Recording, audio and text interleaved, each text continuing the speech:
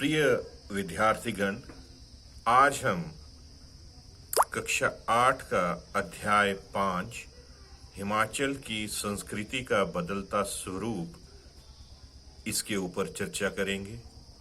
प्रिय बच्चों, इस पाठ में विभिन्न कैरेक्टर हैं, चरित्र हैं, जिसमें कि दो चरित्र इंग्लैंड से आए हुए प्रिंस और जैक हैं। वहीं कुछ चरित्र इसमें हिमाचल प्रदेश के स्थानीय निवासी जैसे तिलक, चंद्रा हैं, जो कि इंग्लैंड से आए हुए प्रिंस, लीजा व जैक के साथ हिमाचल प्रदेश की सांस्कृतिक आयामों के ऊपर चर्चा कर रहे हैं और उनके इसी चर्चा के ऊपर ये अध्याय हमारा बना है, जिसका शीर्षक है हिमाचल की संस्कृति का बदलता स्वरूप। सबसे पहले इसमें तिलक को रामपुर के अड्डे पर अपने मेहमानों का इंतजार करता हुआ दर्शाया गया है और रामपुर के बस अड्डे में प्रिंस, उसका भतीजा जैक व भतीजी लीजा उतरते हैं, जिन्हें लेकर तिलक आगे अपने घर को जाते हैं, जो कि इंग्लैंड से आए हुए हैं। जिसमें प्रिंस कहते हैं कि ये उनके साथ उनके भतीजा व भतीजी लीजा और जैक हैं और ये जिद कर रहे थे कि हमने भारतवर्ष घूमना है, तो उन्होंने सोचा कि वो उन्हें भारतवर्ष घुमाने ले आए। और लीजा व जैक अपने रिश्तेदारों को हेलो कर कर मिलते हैं और तिलक उन सब बच्चों को प्यार कर कर अपनी गाड़ी में बिठाकर खाने पीने के बाद अपने घर ले जाते हैं। रास्ते में लीजा कहती है कि मुझे हिमाचल प्रदेश के लोगों का पहनावा बहुत अच्छा लगा और वो भी हिमाचली परिधान खरीदना चाहती है। तो तिलक कहते हैं कि अच्छा बच्चों, अगर तुम्हें अच्छा लगा है, तो पसंद आया है, तो मैंने आपके लिए पहले से ही पोशाकें खरीद कर रखी हैं। और वो उन पोशाकों को लीजा और जैक को देते हैं और कहते हैं कि इन्हें आप कल पहनकर घूमना। और प्रिंस के लिए वो किन्नौरी टोपी देते हैं, जो कि एक किस्म से हिमाचल की संस्कृति है और इससे मेहमान का स्वागत किया जाता है। प्रिंस इन सभी उपहारों के लिए उनके आभारी होते हैं और कल के घूमने जाने के लिए वो तैयारी करते हैं और सभी को शुभ रात्रि कर कर वो सभी सो जाते हैं। अगले दिन जैक एक औरत को देखते हैं जो बहुत उदास है और उसके मन में जिज्ञासा होती है कि वो उदास क्यों है। तो वे कहते हैं कि पिछले महीने इसके पति की मृत्यु हो गई है। यहाँ की प्राचीन प्रथा के अनुसार उच्च घरानों की कुलों में पति की मृत्यु होने पर पुनर्विवाह का प्रावधान नहीं है, लेकिन समय के साथ ये प्रथा बदल रही है। तो लीजा कहती है कि हमारे इंग्लैंड में तो विधवा को बुरा नहीं मानते, वहाँ तो विधवा विवाह होते हैं, मुझे पता नहीं इसे यहाँ बुरा क्यों मानते हैं। बच्चों, हमें सोचना होगा कि क्या ये विधवा विवाह अच्छा है या बुरा है। प्रदेश के कुछ क्षेत्रों में इसे सकारात्मक दृष्टि से नहीं देखा जाता। क्या ये उचित है? इसके ऊपर हमें विवेकपूर्ण विचार करना पड़ेगा। तभी प्रिंस कहता है कि देखो कितने ऊंचे पहाड़ हैं, खूबसूरत वादियां हैं, जैसे कि उसने कभी नहीं देखी, और वो उन सभी वादियों में घूमना चाहता है। तभी उन्हें एक लोगों का समूह नजर आता है और उन्हें देखते हैं कि वो क्या कर रहे हैं। तो तिलक उन्हें बताते हैं कि यह तो बलि देने जा रहे हैं, वो देखो बकरा, जिन्हें जल्दी ही काट दिया जाएगा। इन्हें काटकर देवता को खुश करने का प्रयास किया जाएगा। ये तांत्रिक व ओझा हैं जो साथ जा रहे हैं भूत प्रेत भगाने और देवों को खुश करने के लिए पशु बलि दी जा रही है। तो लीजा के मन में जिज्ञासा होती है और पूछती है कि क्या यह पशु बलि पूरे हिमाचल प्रदेश में दी जाती है। तिलक उन्हें जवाब देते हैं कि नहीं, ये कुछ ही क्षेत्रों में प्रचलित है, मगर काहिका भूंडा जैसे आयोजन हमें बताते हैं कि यहाँ नरबलि भी इतिहास में प्रचलित रही है। नरबलि को रोकने के लिए प्रयास हुए हैं, मगर आज भी कई लोग अपनी जान पर खेलकर भूंडा या काहिका आदि में देवों को प्रसन्न करने की कोशिश करते हैं।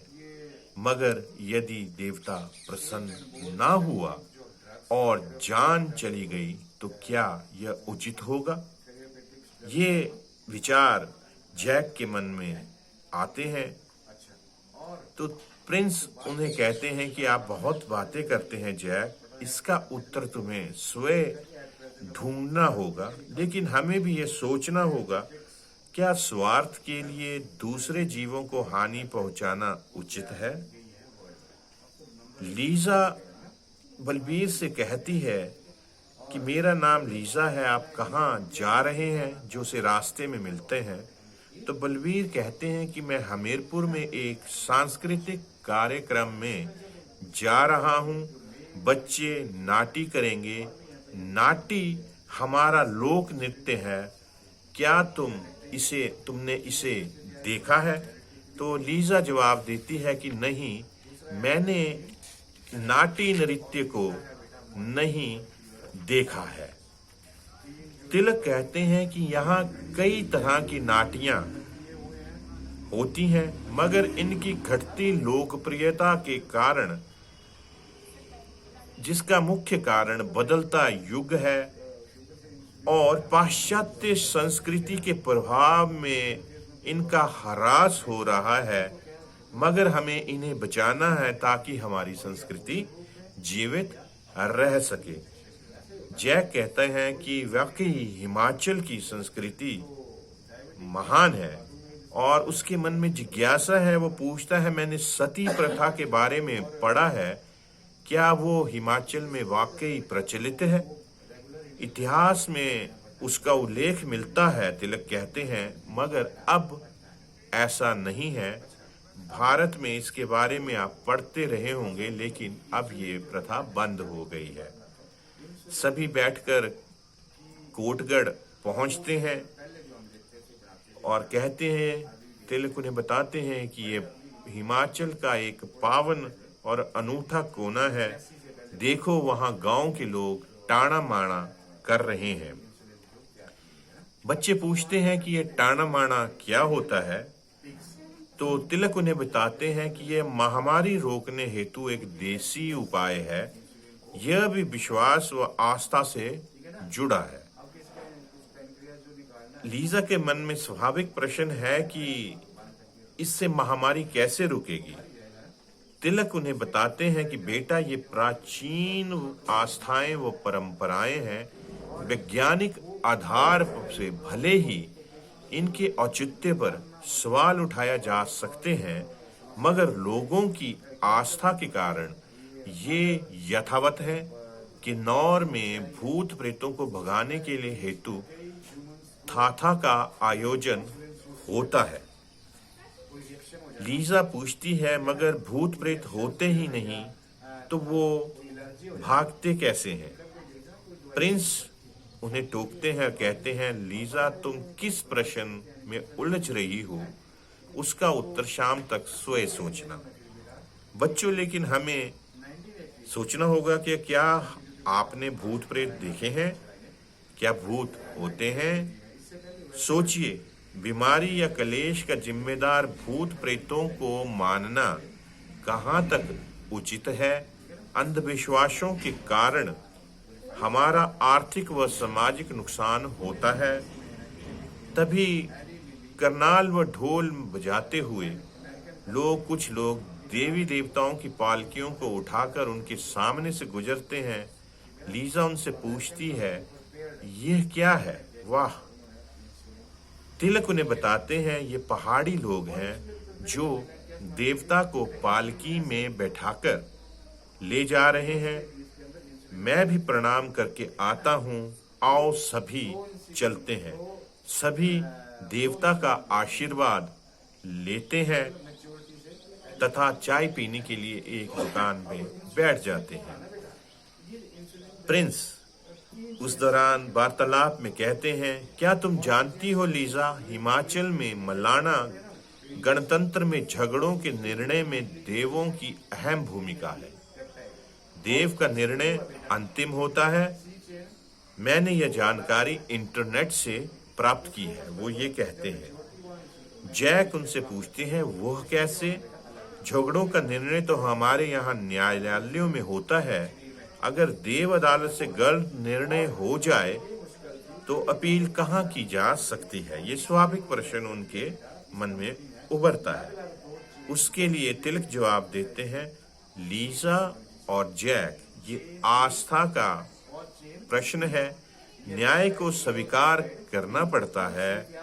देव अदालत में लोगों की आस्था है। जिसे देवता अनुचित कहे उसे लोग अनुचित मान लेते हैं। वैसे तो अधिकतम हिमाचली क्षेत्रों में न्यायिक अदालतें ही हैं, मगर देव आस्था व श्रद्धा के कारण देव अदालतों भी आज कार्य कर रही हैं। ये हमारी संस्कृति का एक अहम हिस्सा है। हम भी इनका मान सम्मान करते हैं। वैसे समय के साथ तीव्रता से बदलाव हो रहा है, लेकिन आस्था के आगे प्रश्न उठाना अभी संभव नहीं होता। सभी गाड़ी में बैठकर एक गांव को जाते हैं, जहां उन्हें उनका मित्र विजय मिलता है और वो कहता है कि वो चंद्र भी यहाँ आ रहा है और हम उसके घर पे चलते हैं। सभी पर्यटक चंद्र के घर को पहुंच जाते हैं और चंद्र उनका वहाँ स्वागत करते हैं, सभी विदेशी मेहमानों का। और सभी विदेशी मेहमान वहाँ आपस में अपना परिचय देते हैं और चंद्र उन्हें वहाँ खाने के लिए सिड्डू देते हैं, जो कि हमारा पारंपरिक व्यंजन है।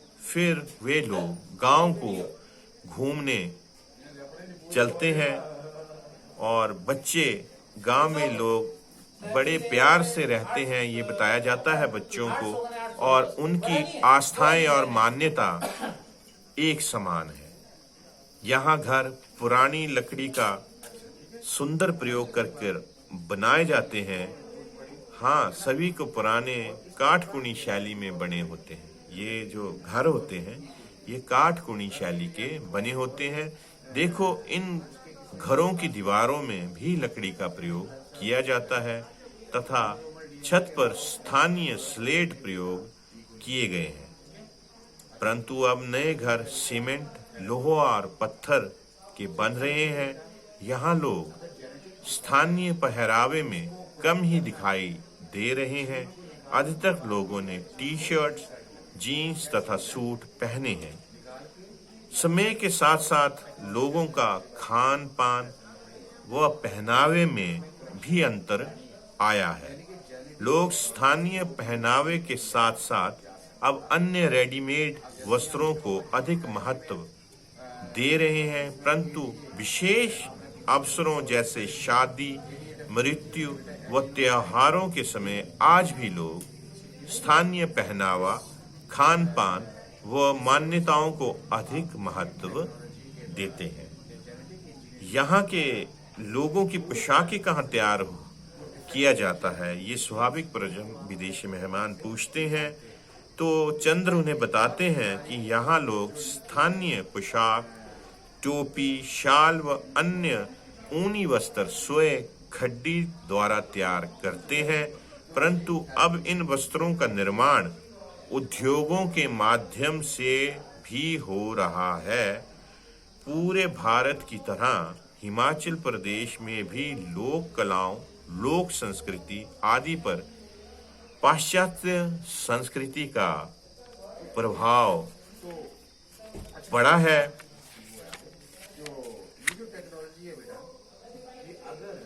तिलक कहते हैं कि यहाँ की लोक कथाएं, लोक कलाएं भी लुप्त होने के कगार पर हैं। विजय कुमार कांगड़ा कलम के गिने चुने प्रहरी बचे हैं। प्रदेश सरकार इस कोशिश में है इसका संरक्षण हो। खेल तमाशे, रासलीला, रामलीला की लोकप्रियता टीवी व रेडियो के बाद कम हुई है, लेकिन इसे बचाने का प्रयास जारी है। चंद्र उन्हें घर वापस ले जाते हैं और कहते हैं कि मुझे रात के एक गांव की शादी में शामिल होना है, और सभी घर वापस जाते हैं। लीजा उनसे कहती है कि मैंने सुना है कि यहाँ की विवाह शादियाँ बड़ी मनोरंजक होती हैं। हाँ, चंद्र उन्हें जवाब देते हैं, खान पान भी अच्छा है। यहाँ की शादियों के बारे में मैं आपको बताऊंगा कि हिमाचल प्रदेश में विवाह शादी में प्राचीन लोकगीत व नृत्य होते हैं तथा प्राचीन परंपराएं निभाई जाती हैं, लेकिन बदलते समय में पुराने वाद्य यंत्रों के स्थान पर नए वाद्य यंत्र आ गए हैं। यही नहीं, धाम में रोटी परोसने के अलावा स्टैंडिंग खाना देने, होटलों में विवाह करने या मंदिर, न्यायालय आदि में विवाह के नए रूप हिमाचल प्रदेश में विवाह का स्वरूप बदल रहे हैं। हमारे यहाँ शादियाँ चर्च में होती हैं।